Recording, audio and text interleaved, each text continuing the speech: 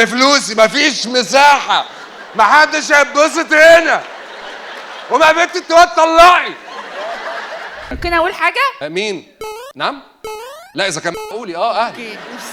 قولي يا حبيبتي. لا انا مش مشكله، انا اقول للغلابه اللي بتقول مساحه والاهلي، هو الجواز ما فيهوش مساحه، لا هو ولا انتي ولا اي حاجه، في جواز يعني ما فيش مساحه. والنبي يا حاجه انزلي من على المصطبه الاول كده.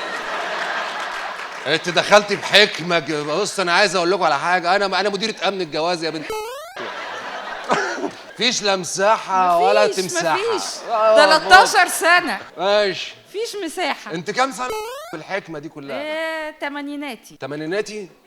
انت يعني 40 مثلا 38؟ لا كسرنا ال 40 بحبه. كسرتوا ال 40؟ طب ما تهتمي بتصليحها بدل ما تنظري علينا.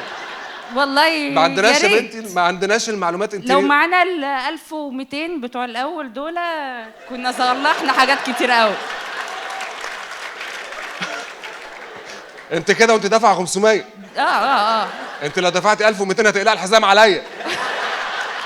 بفلوسي، مفيش مساحه، محدش هيتبسط هنا.